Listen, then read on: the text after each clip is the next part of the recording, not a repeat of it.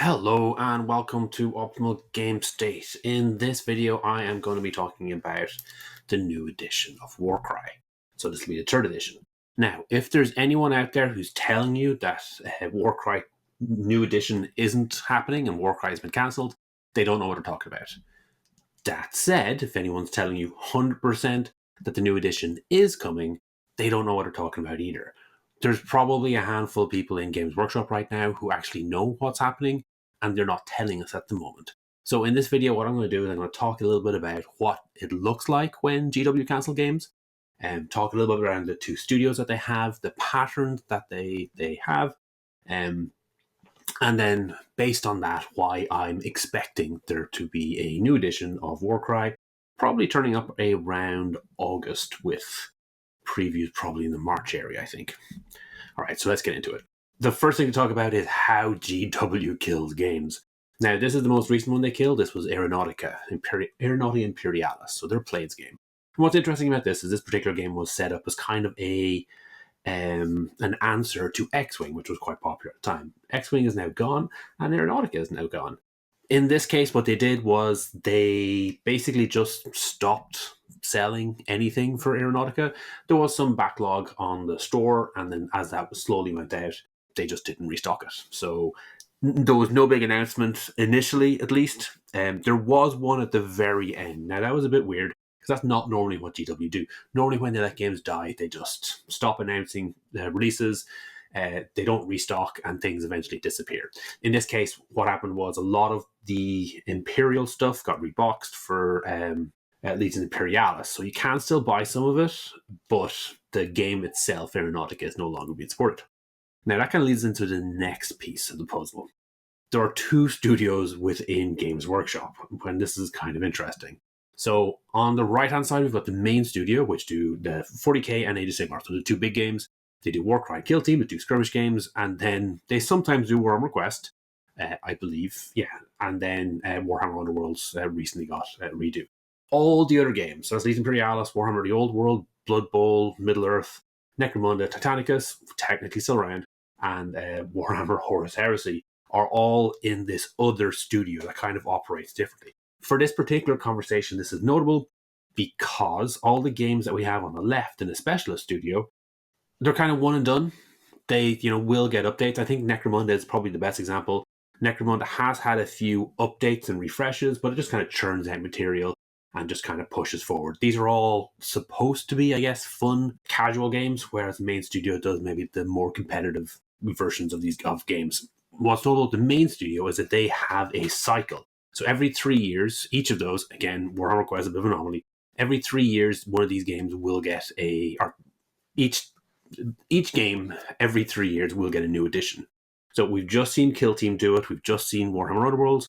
2024 was the Age of Sigmar refresh, and the year before that was Warhammer 40k. It is expected that 2025 is Warcry's year because it was in 2022, did the maths work out there, when they got the previous edition. Right, so let's quickly look at the delays between them. The first one, which I feel is a good one, it's a good example, is Warhammer Underworlds. So there were a couple of releases before this, but in the previous one, 2023, but Winter Mob Box was kind of the last big release, or the last release that came out for Warhammer Underworlds. I covered this in my regularly monthly videos, and what used to happen is every 2 months we get a new box and new cards for Warhammer Underworlds. All of that just stopped. We got no more information, we got no more releases, and then suddenly we got Emberguard announced, and it was a brand new edition of the game, and it's been going forward. I have enjoyed it. It's been good, but that's what 1, 2, 3. I think it's about 8 months. 8 months of a delay. 8 months of a break, maybe 9. Now there is a counterpoint. Kill Team operated very, very differently. So you can see Kill Team got its last release in the previous edition in June, and then it was in September. So that's only a 4-month turnaround. So much faster than we saw in Warhammer Underworlds. Why exactly that was, were Nightmare and Termination delayed? It's probably more a case that Kill Team is one of the bigger selling games. They are up there competing with Age of Sigmar for the second top game behind Warhammer 40k proper. Let's have a look and see what's been happening with Warcry. So Warcry had its we're going all the way back to 2021. This is actually a bit of a good example because there was nothing at all basically in 2021. except for Red Harvest that turned up in November. Red Harvest was the end of the last edition, and then it was August when we got the Heart of Gur, so big cap there. Then, 3 months, we got Sundered Fate. Another 3 months or so is Bloodhunt, 3 months, Nightmare Quest. So it seems to be 3 or 4 months when we actually, get the difference. That year was a good year. We weren't getting a lot of big releases, but we did get Divine Blessings. I'm a big fan of the Black Talons, and it moved. We got 3 big boxes, as it were, even though that last big box did move over to the new format, which was also something that we saw in Kill Team. Changing to that smaller format isn't a negative. It didn't indicate a lack of faith in the product. All that was happening was in Kill Team, you just kept getting the same dungeons, Space Hulk terrain over and over and over again, and just became a bit overwhelming. Warcry was the same to a lesser extent, but basically people had too many meat trees at a certain point, and it really wasn't adding to it. So these smaller boxes were a way to kind of make it a little bit more relevant. So you had the 2 warbands, and then you had an interesting piece of terrain. Right, that was 2023. 2024 is the last year, so we've just gotten out of this. So obviously we are getting those big updates. So the new FEC, that of course, the FAQ update was big. Stuff like that does happen in the background, and they actually have bigger impacts on the overall game, in my opinion, than they necessarily do these releases. So Pyre and Flood and Briar and Bone, I think they were a bit meh. There are some interesting looking warbands. They kind of add new things, but they didn't cause as much of a splash as maybe the new FEC and the FAQ did. We did get a meta watch video, which was fantastic to see. And battle traits did turn up in the Briar and Bone box, which was wonderful. Technically, arguably, the Warhammer Heroes may be considered the last release we got for Warcry, and that's because all of them had Warcry cards, Warcry rules in them.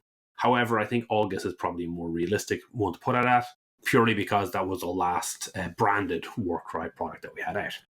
Okay, so that brings us up to what I'm expecting to happen this year. So we're into the start of February. At the end of March, we have Adepticon, and that's 26th to 30th. I think that's when we're going to get an announcement of the Warcry edition. We're not going to have any releases beyond maybe some tidy-ups or for FAQs. Actually, when did we get the last one? When are we getting? Is there a pattern to it? Maybe. I'm not sure. Anyway, and then we'll hopefully get that new edition in maybe August or September.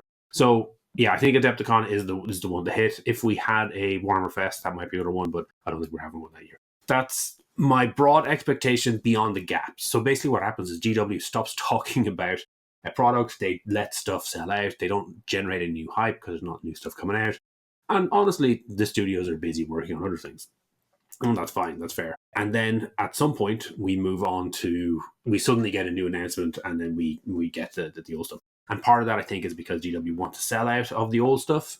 So there are still, Warcry warbands, and they don't want to kind of push people into waiting, or encourage people into waiting for the new edition until they kind of get closer to it. Okay, so a couple of questions. So one of the arguments here is Warcry maybe hasn't been selling well. And obviously GW is a big company and they're interested in money. So if they're not selling well, then maybe they could drop it. So let's have a look at this one here. It's almost impossible to work out really whether Warcry sells well. The only people who have the actual details are GW, and they're not telling us. One of the ways you can do is you can look at Reddit and try kind of get numbers of people who are in there, or you can do Google searches or something like that, just to try to gauge popularity.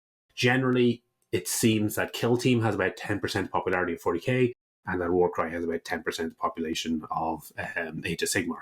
So that's kind of a bit of a metric. And yeah, obviously Age of Sigmar is significantly less popular than 40k. Another way you can do it is you can ask a local area. So here, the Lord of War Games and Hobbies is a Canadian store that does some really fun videos. Definitely worth checking them out if you're interested in GW broadly and just what it's like working in a store. In this particular video, what they did was they had a look at some of the different sales and what actually sells. So in this particular bit, one of the small slices, so the 4.6, has all of these games. So in order, so Necromunda is the most popular, Flames of War, Star Wars, and so on. And you can see Warcry is in there, above Food, which is selling food in the store, Warcrow, which is Corvus Belli's new fantasy game, Card Sleeves, obviously quite popular, Middle-earth, Shatterpoint, which I expect to be higher, Arcana, Blood Bowl, which was surprising, White Dwarf, and then obviously Underworld at the bottom. You can argue it might be a kind of a positioning thing. It might have been right before. They might have been looking at the kind of period when there were no Underworld sales. until we got that big box and that new edition. But the point here is that you can see Warcry is sitting somewhere between, Necromunda and Blood Bowl, which isn't really a terrible place to be. In any other company, I think this would be a well-selling, and they'd be very, very happy with it. Obviously, GW is going to be pairing everything to selling intercessor models. Like, if they can just spell Space Marine models all the time, they're going to get the best markup that they could possibly get. So that's always a tricky argument when you're talking about how well does a product sell within the Games Workshop range, because they always will want to compare it to a 40k Space Marine, which is the best value. If GW could, in a magical world, just only sell those, they wouldn't be the richest company ever. But that's not how it works. You need to have breadth. You need to have range. Speaking of range, when I went and had a look at the GW store, this was everything that I could find on it that I could buy that was branded Warcry. This is very, very slight. There's not much here. There was actually one extra, which was the Shadow Elves, whatever they're called. But I think they actually come in a grey box rather than actually Warcry branded box. But this is essentially, this is the previous edition. I think there are a couple of warbands missing, but this is the previous Gnarlwood. So this is the current edition. We obviously have that starter set, which I suspect bombed. It is actually a great starter set, but it's way too expensive for what it is. Core rulebooks are available online from GW. GW have a link to that full core book, and the compendium is way out of date. And then there's that Marshall in there, who I have not picked up yet, but I really like. The point here is that particular slice that we were talking about before, where we were talking about Warcry, that is really, really narrow. That is really, really small. What's actually going to be happening is your average Warcry enjoyer is going to be buying this. So this is that new Iron Jaws Big Mob Spearhead. This is a perfect starter if you want to start playing Warcry and play Iron Jaws. This is everything you want, basically. Practically perfect. Go check out Warcry. You will find out the rules for them. If you want, you click on the customized card, head to my card creator, make up some cool looking cards for these big boys, and then go to town. But this is the perfect purchase for a Warcry player. But that purchase is going to get put under the Age of Sigmar banner.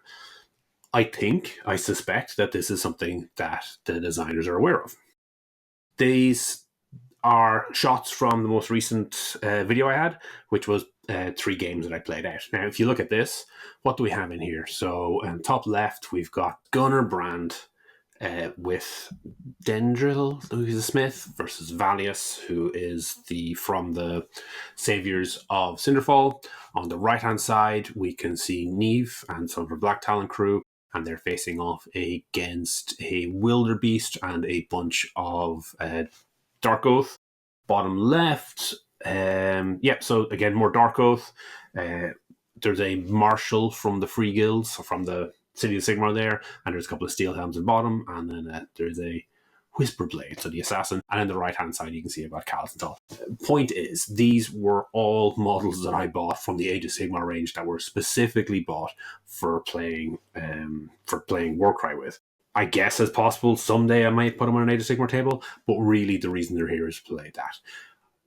This means that the sales that GW are getting out of Warcry is larger than they can easily factor in by just looking at the Warcry banded boxes. And I think this is something they know.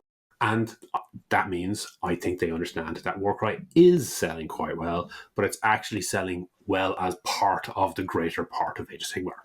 Okay. Another thing I want to mention is, personally, I've got a video talking about why I think the Warcry game is very innovative. It's got some great elements to it. It's one of the best skirmish games I play. I know some people think it is a little beer and pretzels, a little bit too casual, but that's largely because how it's been presented. I think I've talked about this in other videos. I'm not going to go into it here, but there is actually a lot of depth if you want to play on the competitive side. Also, this is one of the few, if not the only game that GW has actually gotten an award for. So this is an Origins Award from 2018, and Warcry was listed as the best miniatures game of that year. It's not just me thinking that this is a great game. Like, there are independent designers who've looked at this and said, wow, this is pretty cool. And that should be something that GW are proud of. Another aspect is And this is something that I've seen ex-GW staff talk about. GW really want to just sell miniatures and Age of Sigmar maybe and 40k and just do big game, because if you're doing the big games, you're buying more miniatures. But they also understand that if you go play another game, if you want to play a skirmish game, for example, there's a big range of skirmish games out there. So it's important for them to have a skirmish game within the Games Workshop line, within the Games Workshop stores and products that will catch these players. So if you're an Age of Sigmar player, you've got all these Age of Sigmar models, you don't really have time to play these big epic games. Instead, you switch over to Warcry. Warcry will let you have some fun, faster, less miniatures to paint, however you look at it, and you stay within the GW ecosystem. You're checking Warhammer community every week to see what the new releases are. You're look at the preview videos. You're getting excited about the new stuff coming out. You aren't going over to Frostgrave and all of a sudden buying all this Frostgrave stuff. You're not painting up Battletech mechs. There are other games which, if you were to play because you're looking for a skirmish game and GW didn't provide a skirmish game, then you're outside of their ecosystem. And having games like this are a way for them to catch it. So Battletech's mentioned there. The reason Battletech actually was the reason that we ended up with the Horus Heresy, because the Horus Heresy comes from the original Titanicus. The original Titanicus was created because they saw some competition from Battletech and wanted to put that in there. As I talked about earlier, Aeronautica was a response to X-Wing, and so on and so forth. Another element that I find quite interesting is the pathways. So if you're bringing someone brand new in, personally, I think one of the best things you can do is give them an Underworlds warband. Now, maybe you don't necessarily bring them into Underworlds, but you give them a small warband of 5 or 6 models, and you teach them how to do the hobby part. And then, they can get that on the table and they can play some games with it, hopefully.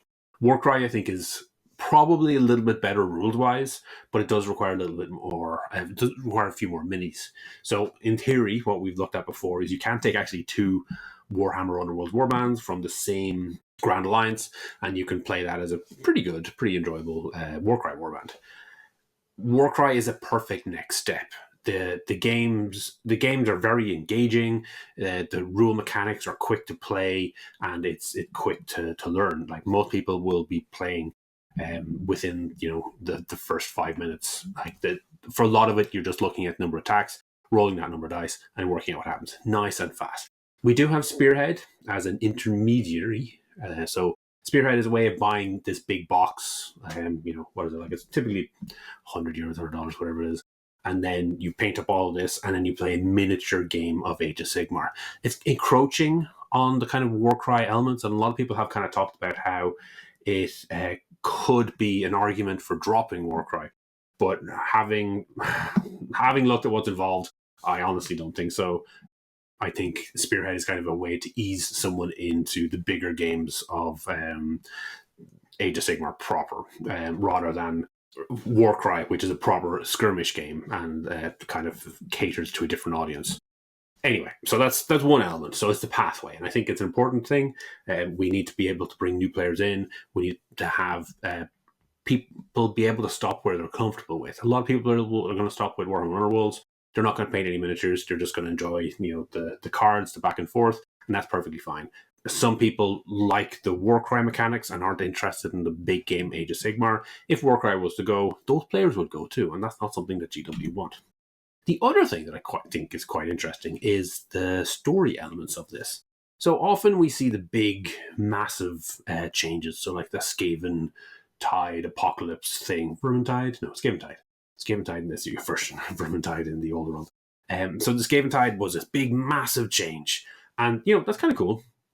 Warcry brings that down to a smaller element. So the Gunnerbrand box and Saber Cinderfall were actually properly made for Age of Sigmar. They weren't really made for Warcry, but Warcry is really where they shine. You have a smaller number of elements. They're not moving as a block.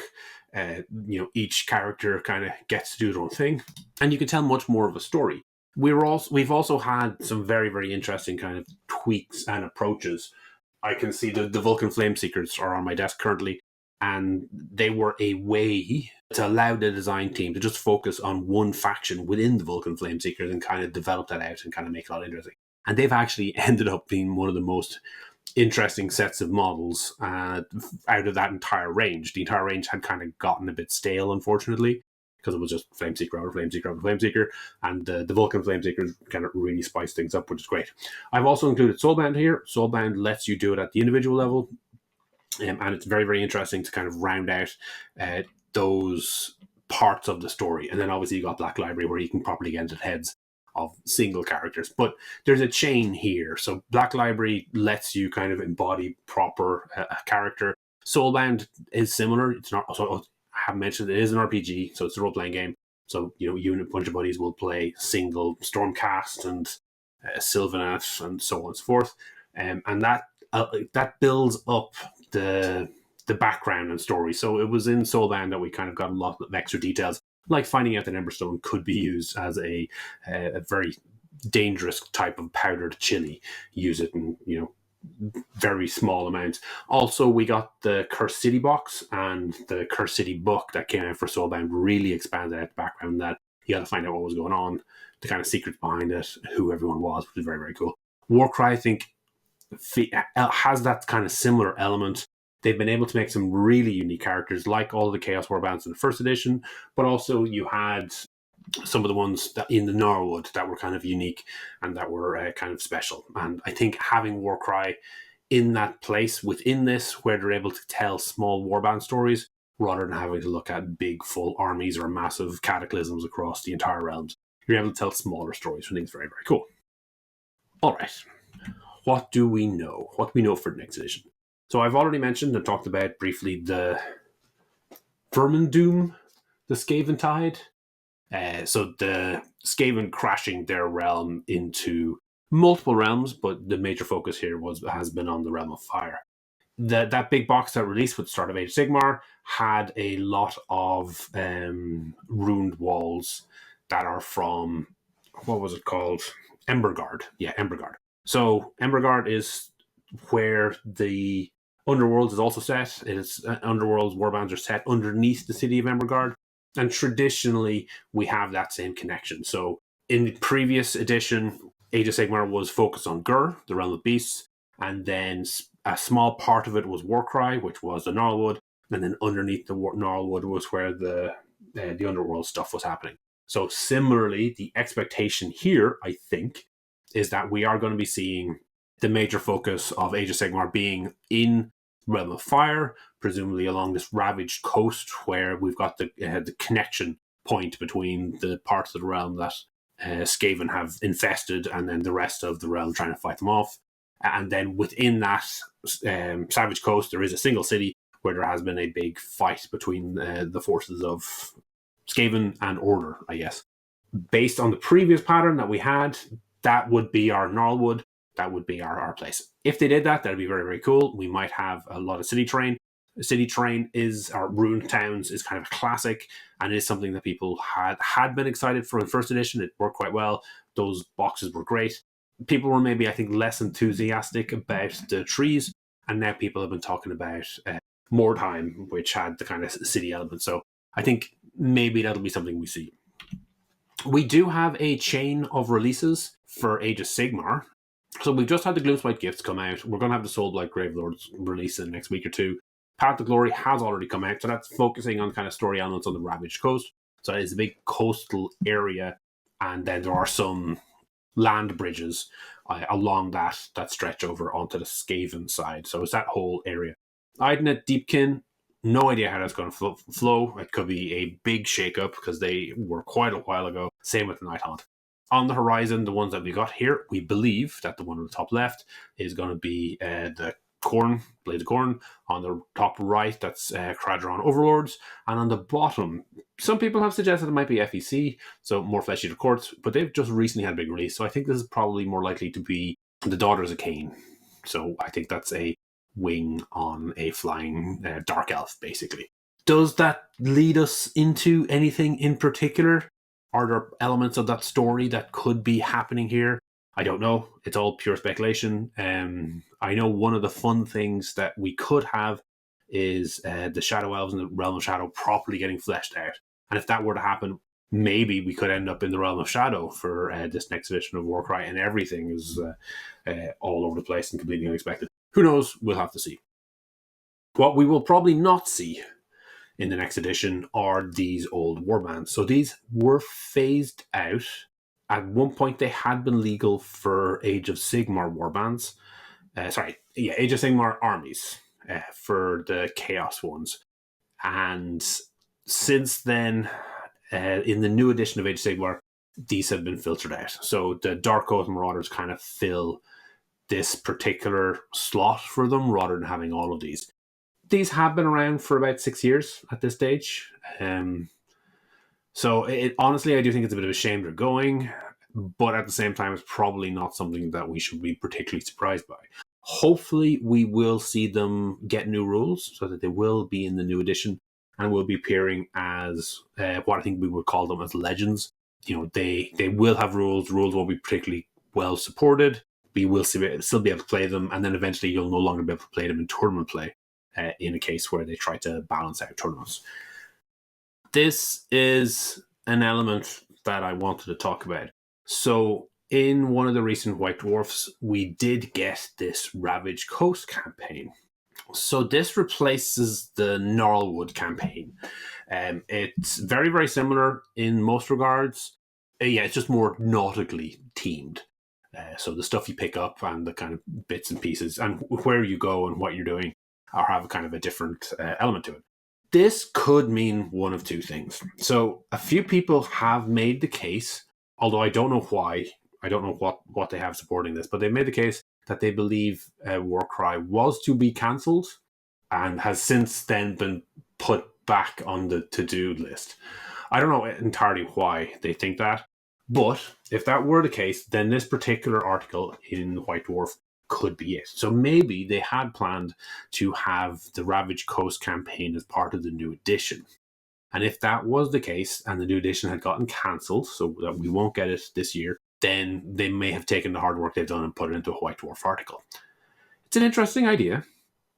The alternative, which I favour, is that the new edition of Age of Sigmar has come out and the focus has moved over to the Ravage Coast.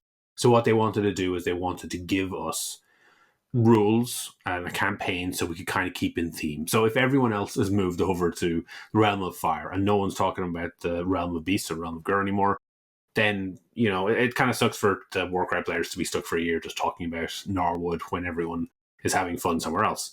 And that might be a reason that they actually went to the effort to put this here. And then once we actually get the big box coming out in August, then that box will focus on a part of the Ravage Coast. So it won't be a Ravage Coast campaign we play.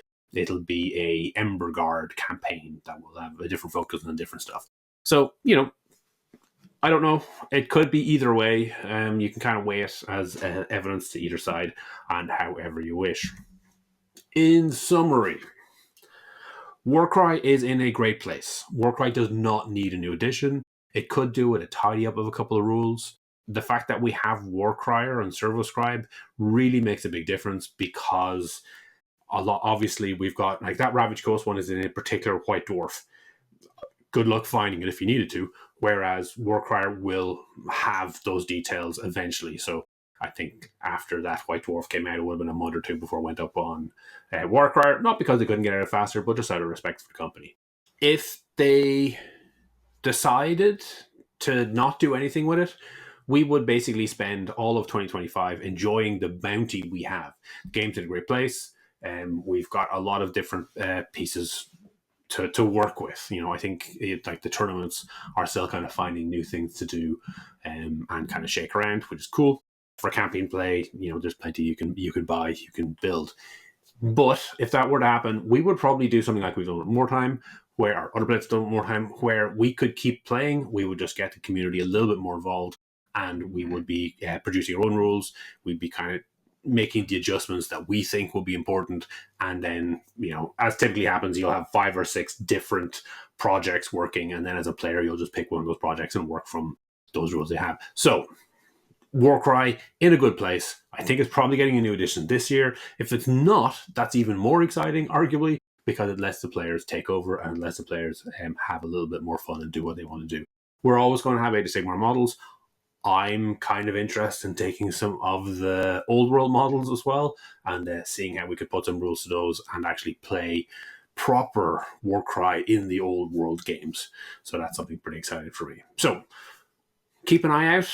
Have a look for Adepticon, I think, wasn't it? At the end of March. And then if we don't get an announcement by then, it is what it is. But that's my expectation. Come back to me and comment if we don't get anything after that. And then we'll see where we go from there. That's everything I've got for this week. So thank you very much for listening and have a great week. Thanks for making it all the way to the end. Hopefully you enjoyed this video. Each week I put up a new video talking about one of Games Workshop's specialist games. The goal is always to try and make the best possible two-player experience. If this is something you'd find interesting, please subscribe to the channel and comment to let me know what you'd like to see in future.